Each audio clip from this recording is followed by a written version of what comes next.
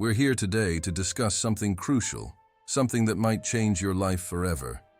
If you don't get it after this, it might be time to quit.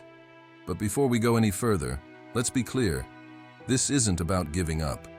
It's about understanding a fundamental truth that could reshape your entire existence. You've probably heard countless spiritual talks, read numerous self-help books, and maybe even attended retreats promising enlightenment. But have you truly grasped the essence of what it means to be spiritually awakened? Have you really understood the core of existence? Let's start with a simple yet profound concept. Everything is connected, not in some vague, New Age way, but in a very real, tangible sense. The air you breathe, the thoughts you think, the emotions you feel, they're all part of a vast, interconnected web of existence. Your actions, no matter how small, create ripples that affect the entire universe. Click subscribe to this channel to get more profound spiritual lessons. Think about the last time you smiled at a stranger. That simple act might have brightened their day, leading them to be kinder to someone else, creating a chain reaction of positivity. Or consider the last time you littered. That piece of trash doesn't just disappear, it becomes part of the environment, affecting wildlife and ecosystems in ways you might never see. This interconnectedness isn't just about actions, it's about consciousness itself. Your thoughts and emotions are energy, and energy doesn't just disappear. It transforms, it moves, it influences. When you're angry, that anger doesn't just stay inside you. It radiates outward, affecting those around you, even if they don't consciously realize it. Now you might be thinking, so what? How does this help me in my daily life? And that's exactly the point we need to address. Spiritual awakening isn't about escaping your daily life. It's about living it fully, with complete awareness. When you truly understand this interconnectedness, you start to see your role in the grand tapestry of existence. You're not just a passive observer, you're an active participant in the creation of reality. Every thought, every action, every choice you make is shaping the world around you. This realization comes with immense power and responsibility. If your thoughts and actions are creating reality, what kind of reality are you creating? Are you contributing to a world of love, compassion, and understanding? Or are you adding to the chaos, fear, and negativity? The choice is yours, and it's a choice you make in every moment. This is where many people get stuck.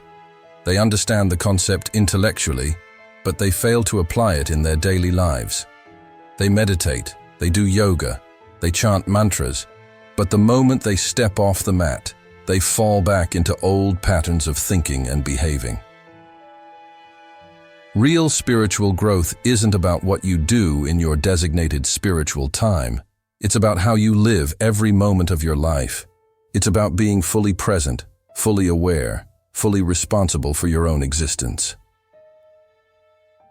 Let's take a moment to really let that sink in. Right now, in this very moment, you are creating your reality.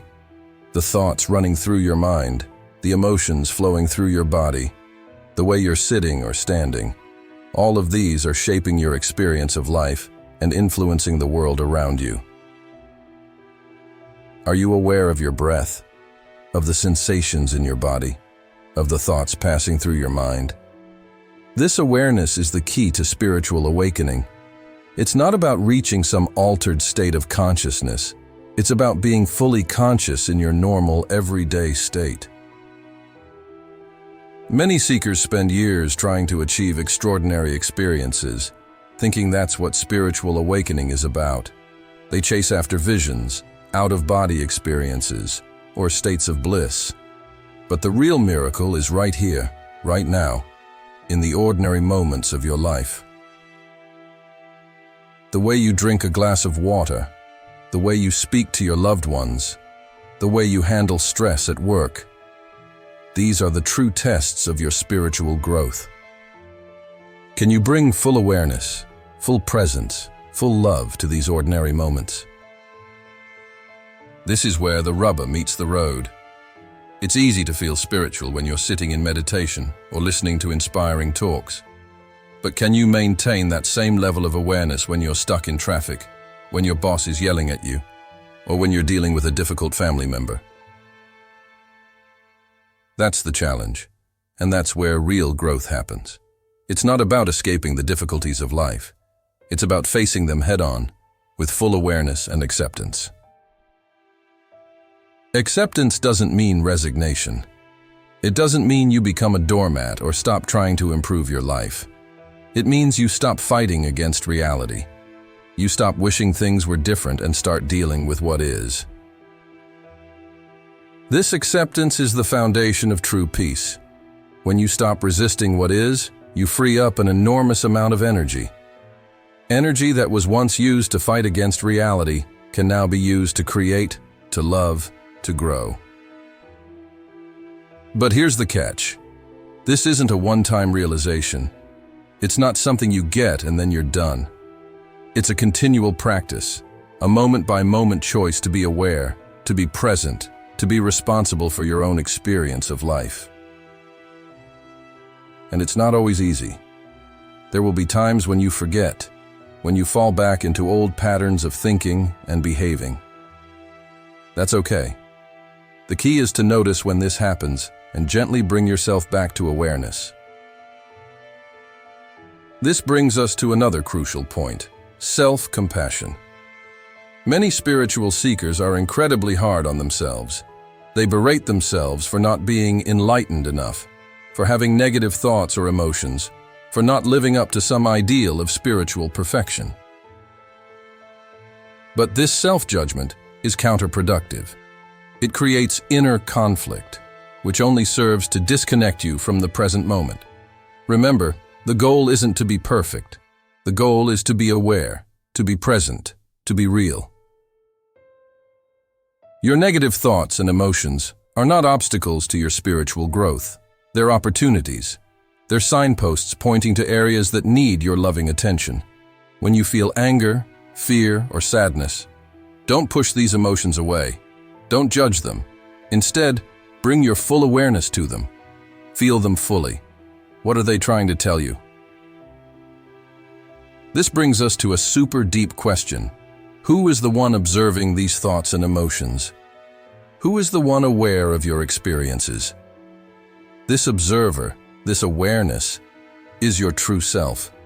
It's not your thoughts, not your emotions, not your body. It's the consciousness that's aware of all these things. As you deepen your awareness of this observer, you start to disidentify from your thoughts and emotions. You realize that you are not your thoughts. You are the awareness in which thoughts arise. You are not your emotions. You are the space in which emotions are experienced. This realization is incredibly liberating. It means that no matter what thoughts or emotions arise, no matter what circumstances you find yourself in, there's a part of you that remains untouched, undisturbed. This is the peace that passes understanding, the stillness at the center of the storm. But again, this isn't about escaping into some transcendent state. It's about bringing this awareness, this stillness, into your everyday life. It's about living from this place of centered awareness while fully engaging with the world. This is where many spiritual teachings fall short. They focus so much on transcendence that they neglect the importance of embodiment. Yes, you are not just your body, but you are also not separate from your body. Your body is the vehicle through which you experience and interact with the world. So, part of spiritual awakening is learning to fully inhabit your body, to feel it from the inside out, to be aware of its sensations, its movements, its needs. This body awareness grounds you in the present moment and connects you more deeply with the physical world. As we come to the end of this first part, take a moment to check in with yourself. How present are you right now? Can you feel your body? Are you aware of your breath? What thoughts and emotions are arising? This simple act of checking in with yourself is a powerful spiritual practice. It brings you back to the present moment, back to your true self. And from this place of presence, you can engage with life more fully, more authentically, more lovingly. In the next part, we'll explore how to bring this awareness into your relationships, your work, and every aspect of your life. We'll look at practical ways to deepen your spiritual practice and overcome common obstacles on the path. Remember, spiritual awakening isn't a destination, it's a journey. And that journey begins right here, right now, in this very moment. Are you ready to take the next step? Now that we've laid the foundation, let's dive deeper into how we can apply these spiritual principles to our everyday lives. The real test of our spiritual growth isn't in how long we can meditate or how many mantras we can recite. It's in how we handle the messiness of real life. Let's start with relationships. Our interactions with others are perhaps the most potent spiritual practice we have. Every relationship, every interaction, is a mirror reflecting our own state of consciousness.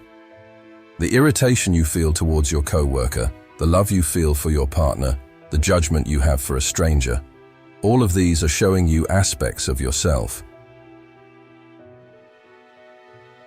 When you find yourself in conflict with someone, instead of immediately reacting, take a step back. Become aware of your thoughts and emotions. What's really going on inside you? Are you feeling threatened, insecure, unappreciated? This awareness is the first step towards transformation. Once you're aware of your inner state, you can choose how to respond rather than react automatically.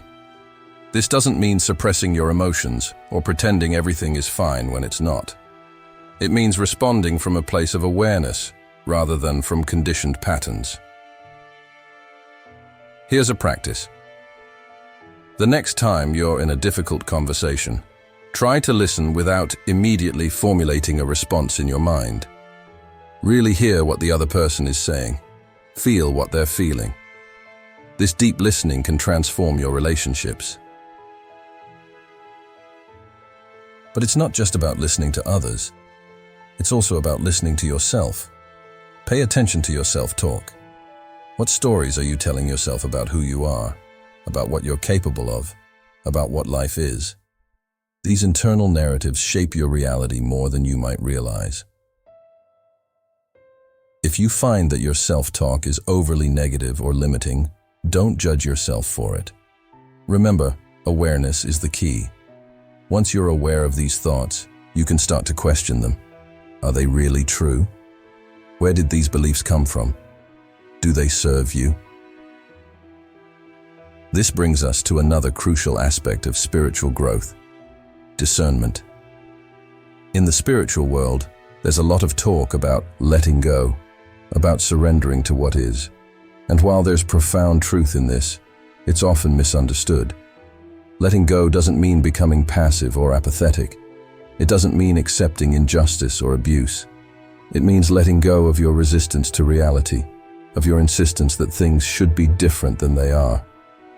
From this place of acceptance, you can then take wise action to change what needs to be changed.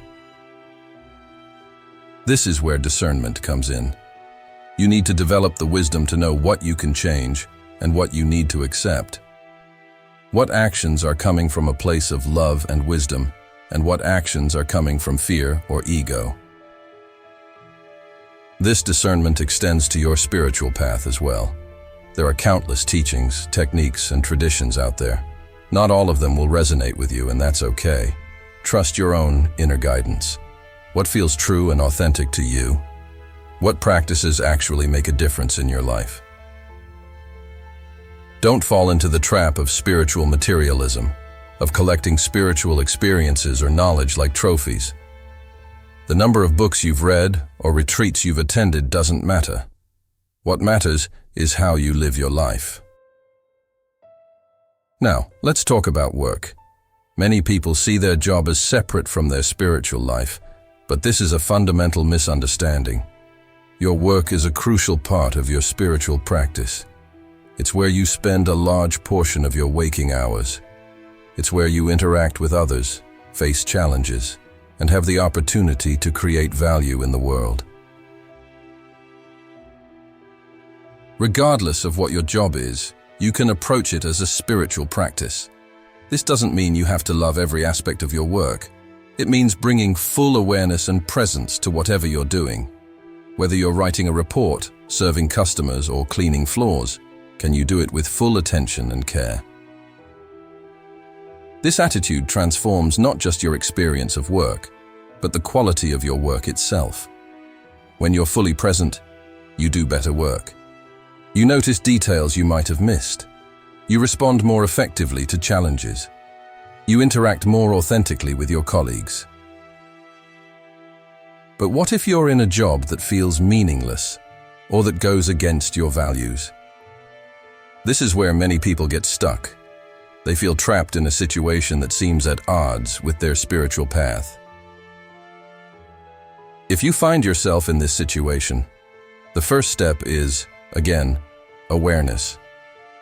Be honest with yourself about how you feel. Don't suppress your dissatisfaction or pretend everything is fine if it's not. At the same time, don't indulge in complaining or self-pity. Simply observe your thoughts and feelings without judgment. From this place of awareness, you can then make conscious choices. Maybe you need to have a conversation with your boss about changing your role. Maybe you need to start looking for a new job. Or maybe you need to find ways to bring more meaning to your current work. Remember, meaning isn't something inherent in a job. It's something you bring to it. Even in a job that seems meaningless, you can find ways to make a positive difference. Can you bring more kindness to your interactions with coworkers or customers? Can you find small ways to improve processes or reduce waste? This brings us to a larger point about purpose. Many people on the spiritual path are searching for their life purpose, as if it's some predetermined role they need to discover. But purpose isn't something you find, it's something you create. Your purpose is to be fully alive, fully present, fully yourself in each moment. It's to bring more love, more awareness, more beauty into the world in whatever way is natural and authentic for you. This doesn't mean you shouldn't have goals or ambitions. It means that your sense of purpose and fulfillment doesn't depend on achieving specific outcomes. It comes from how you show up in each moment, regardless of external circumstances. Now, let's address a common obstacle on the spiritual path: the spiritual ego. This is the part of us that takes pride in being spiritual, that looks down on others who aren't on the same path, that uses spiritual concepts to avoid dealing with real-life issues. The spiritual ego is subtle and sneaky. It can make us feel superior because we meditate or eat a certain diet. It can make us avoid difficult emotions or relationships by claiming we're transcending them. It can make us use spiritual-sounding language to mask our own unresolved issues. Here's a deep question to consider. How might your spiritual beliefs or practices be serving your ego rather than facilitating genuine growth? Recognizing and working with the spiritual ego is a crucial part of the path. It requires radical honesty with yourself. Are you using spirituality as a way to feel special or superior? Are you avoiding certain aspects of life by claiming they're not spiritual? True spirituality isn't about escaping the human experience. It's about fully embracing it. It's about being real, being vulnerable, being human. It's about facing your fears, your pain, your shadows, rather than trying to transcend them. This brings us to the importance of shadow work. The shadow is the part of ourselves that we've repressed or denied, often because it doesn't fit with our image of who we should be. But what we repress doesn't disappear. It goes underground and influences us in unconscious ways. Spiritual bypassing, using spiritual ideas to avoid dealing with uncomfortable feelings, unresolved wounds, or developmental needs, is a common pitfall. It might feel good in the short term, but it ultimately hinders genuine growth. Instead, we need to have the courage to face our shadows. This doesn't mean indulging in negative behaviors or emotions. It means acknowledging them, understanding where they come from, and integrating them in a healthy way. For example, if you have a tendency to get angry but you've repressed it because you believe spiritual people shouldn't get angry, that repressed anger might come out in passive-aggressive behavior or be turned inward as depression. By acknowledging and working with your anger, you can channel its energy in more constructive ways. This shadow work is not separate from spiritual work. It's an integral part of it. As Carl Jung said, one does not become enlightened by imagining figures of light, but by making the darkness conscious. Another area where many spiritual seekers struggle is with the material world.